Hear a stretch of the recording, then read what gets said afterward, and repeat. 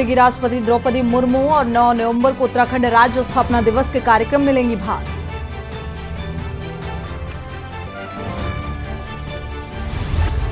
प्रदेश में 31 अक्टूबर से शुरू होगा 38वां राष्ट्रीय खेल महाकुंभ। राज्यपाल लेफ्टिनेंट जनरल गुरमीत सिंह करेंगे महाकुंभ का शुभारंभ।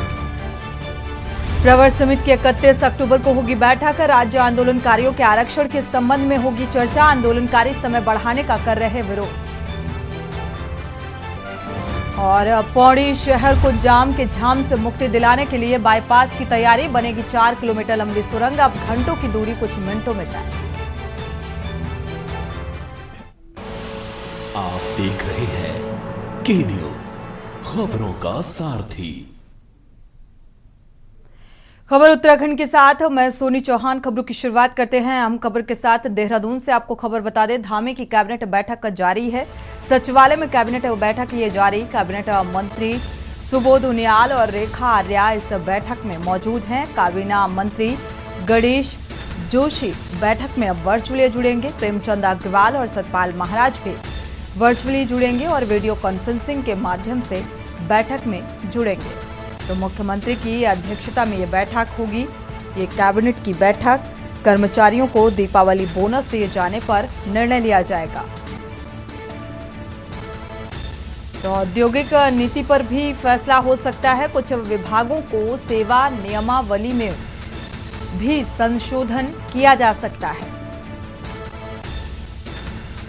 तो कैबिनेट बैठक में कई अहम फैसले निकलकर सामने आ सकते हैं। मुख्यमंत्री की अध्यक्षता में ये बैठक बेहद अहम। कर्मचारियों के दीपावली का बोनस और साथ ही कई अहम निर्णय भी इस बैठक में लिए जा सकते हैं।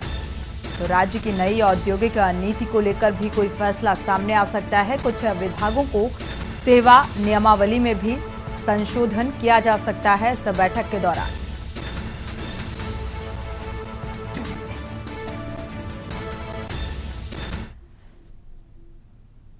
और इसी बीच मंगलौर से आपको खबर बता दें, हाजी सरवत करीम अंसारी का निधन हुआ है। बसपा विधायक थे हाजी सरवत करीम अंसारी।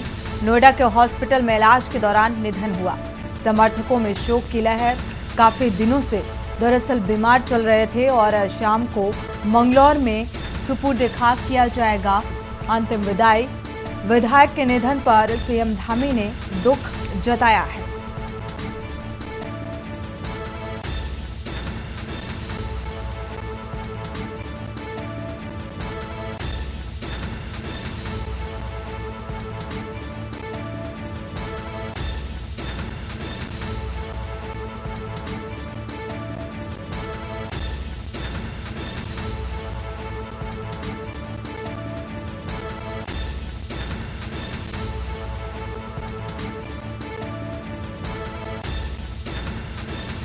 करीम अंसारी के बेटे से फोन पर बातचीत भी की और ढांढस बंधाया।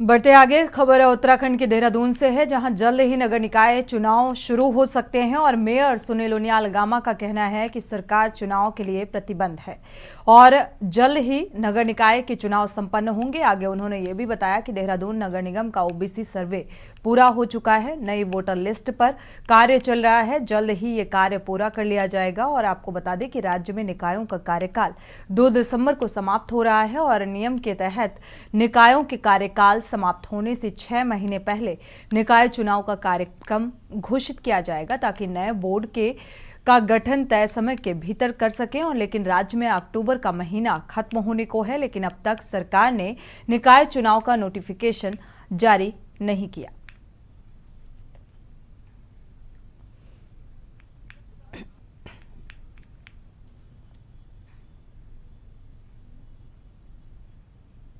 कि सरकार चुनाव के लिए जो है प्रतिबद्ध है। सरकार का जो ओबीसी सर्वे था वो उन्होंने लगभग हमारा पूरा हो गया।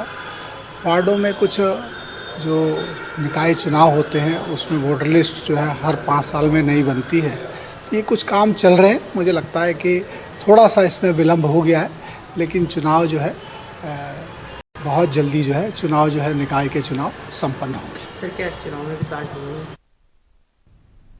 खबर रामनगर से है, जहां विश्व प्रसिद्ध जिम कॉर्बेट नेशनल पार्क के बिजरानी क्षेत्र में गश्त कर रहे वन कर्मियों की टीम को बाघिन का शव मिला, जिसकी सूचना तुरंत ही जो कर्मी वहां पर मौजूद थे उन्होंने उच्च अधिकारियों को दी और सूचना पाकर मौके पर पहुंचे उच्च अधिकारियों और पार्क के डॉक्टर्स की टीम ने जांच शुरू की है।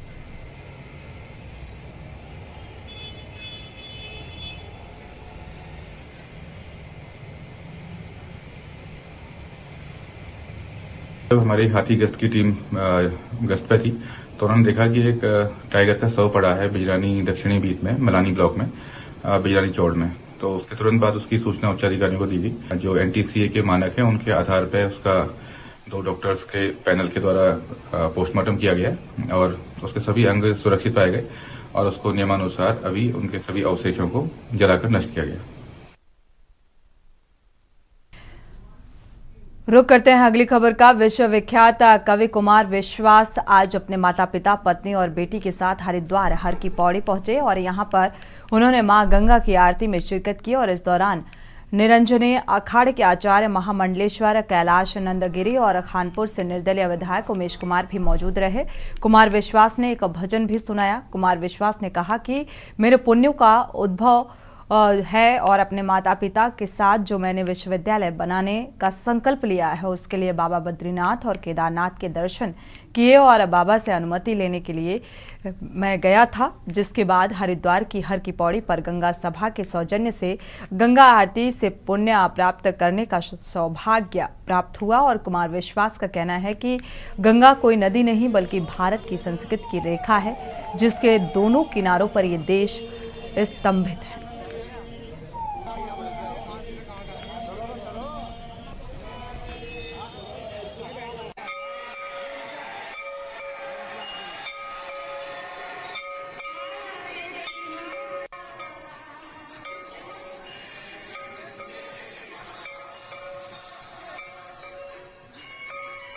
ये मेरे पुण्यों का उद्भव है कि आज माता पिता के साथ जो मैंने विश्वविद्यालय बनाने का संकल्प किया है भारत कुलम, उसके लिए बाबा से अनुमति लेने के लिए, बाबा बद्री केदार से प्रणाम करने के लिए, नारायण को प्रणाम करने के लिए मैं गया था। केदार बाबा के दर्शन किए, बद्रीनाथ जी के दर्शन किए, बद्री विशाल जी के, और बाद में गंगा महासभा के सौजन्य से आज इस आरती में पुण्य प्राप्त करने का अवसर प्राप्त हुआ।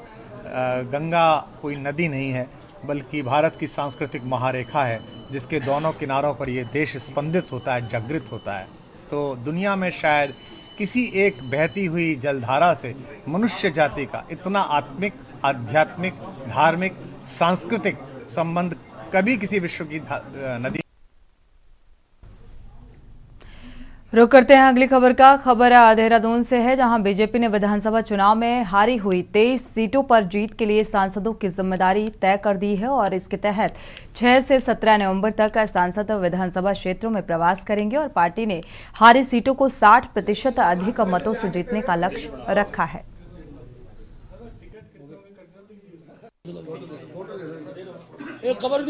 अपने जो 7 सांसद से अभी कार्यक्रम मांगा है, इसमें डॉक्टर रमेश पोखरियाल निशंक जी को जो हमने विधानसभा दी थी हरिद्वार ग्रामीण, खानपुर, ज्वालापुर, द्वाराहाट, तो 6, 7 और 8 तारीख को इन विधानसभाओं में इनकी बैठकें होंगी। तीरथ जी से द्वाराहाट, बद्रीनाथ, अल्मोड़ा 3 विधानसभा का समय लिया है। ये भी 7 और 8 तारीख को ये बैठकें इनके द्वारा होंगी। नरेश बंसल जी पे भगवानपुर, मंगलोर, पिरान क्लियर 3 विधानसभा हैं। ये 8, 9 और पिरान क्लियर का 15 तारीख को इनका प्रवास रहेगा। बढ़ते आगे रुक करते हैं अगली खबर का। देहरादून का, जहां पर हरबंश वाला स्थित मंदिर से नागिन के जोड़े और नकदी चोरी के आरोपी को पुलिस ने गिरफ्तार कर लिया है। वसंत विहार और थाना पुलिस ने बताया कि हरबंश वाला स्थित प्राचीन शिव मंदिर समिति के अध्यक्ष वेद प्रकाश ने इस बात की तहरीर दी थी, जिसमें उन्होंने बताया था कि 28 अक्टूबर को मंदिर में रखा दान पात्र टूटा था। उन्होंने बताया कि दान पात्र में नागिन के करीब 200 जोड़े और नकदी चोरी की गई थी।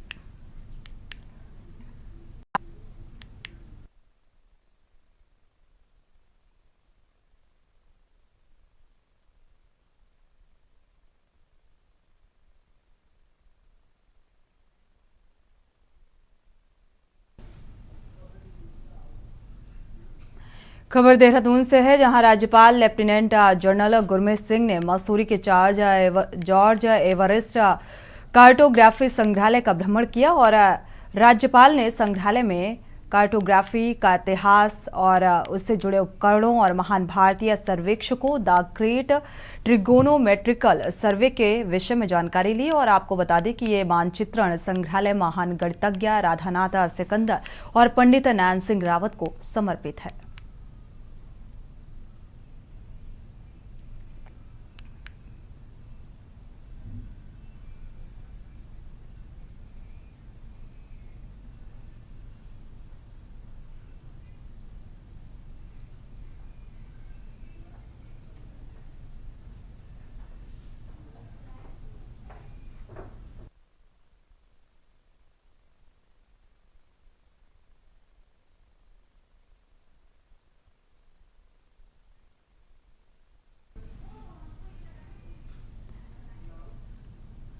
खबर हल्द्वानी से है, जहां बीजेपी युवा मोर्चा जिलाध्यक्ष कार्तिक हरबोला ने हल्द्वानी स्थित बीजेपी कार्यालय में प्रेस कॉन्फ्रेंस की और प्रेस कॉन्फ्रेंस में उन्होंने बताया कि पीएम नरेंद्र मोदी 31 अक्टूबर को विजय चौक पर मेरी माटी मेरा देश अभियान के समापन कार्यक्रम को संबोधित करेंगे और मेरी माटी मेरा देश अभियान की अमृत कलश यात्रा के समापन पर 30 और 31 अक्टूबर को आयोजित कार्यक्रम में 36 राज्यों और केंद्र शासित जो प्रदेश हैं उनमें 766 जिलों के 7,000 प्रखंड से 20,000 से अधिक प्रतिनिधि अपने साथ 8,000 से अधिक अमृत कलश लेकर पहुंचेंगे और नैनीताल जिले में 200 से 250 युवा वीरों को नमन करते हुए पवित्र मिट्टी लेकर दिल्ली पहुंचेंगे।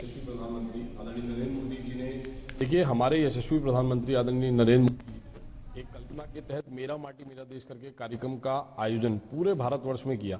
इसमें जगह जगह हमारे जो वीर बलिदानी हैं, स्वतंत्रता संग्राम सेनानी, हमारे वीर जो शहीद हैं, उनके घरों की, उनके जहां वो रहते थे उस गांव की, उन सब की मिट्टियों को एक कलश में एकत्रित करके उसको लेकर हम सब लोग 30 और 31 तारीख को एक बड़े कार्यक्रम के तहत जो हमारा कर्तव्य पथ है उसमें उस मिट्टी को हम लोग संग्रहित करके एक साथ उसको वहाँ पर रखेंगे और उसके बाद वहाँ पर जो एक वीरों की वाटिका बनने वाली है, एक वीर वाटिका वहाँ पर बनेगी और 31 अक्टूबर को आदरणीय प्रधानमंत्री जी उसको संबोधित करके उस सारी मिट्टी को वहाँ पर कलेक्ट करेंगे।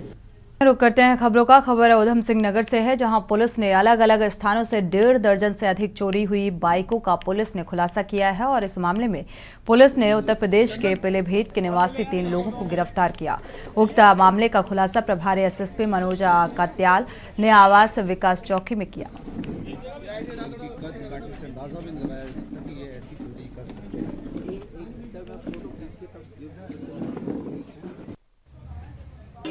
माननीय मुख्यमंत्री महोदय और पुलिस मुख्यालय से लगातार निर्देश प्राप्त होते रहते हैं कि उत्तराखंड को हमें भयमुक्त और अपराध मुक्त बनाना है। इसी क्रम में जो रुद्रपुर रोड ट्रांजिट कैंप क्षेत्र में वाहन चोरी की घटनाएं हो रही थी, उनके अनावरण के लिए हम लोगों ने टीमें लगाई हुई थी इसमें, जो कि सीओ सिटी अनुषा के नेतृत्व में काम कर रही थी और इसमें एसएचओ ट्रांजिट कैंप के नेतृत्व में जो टीम बनी थी उसे एक बड़ी सफलता मिली है, जिसमें हमने 3 शातिर वाहन चोरों को गिरफ्तार किया है, जिसमें से एक धर्मपाल, एक अरुण और एक मुकेश हैं और इनके पूर्व में भी लंबा चौड़ा इनका आपराधिक इतिहास है। 1 दर्जन से अधिक मुकदमे इन सभी पर दर्ज हैं।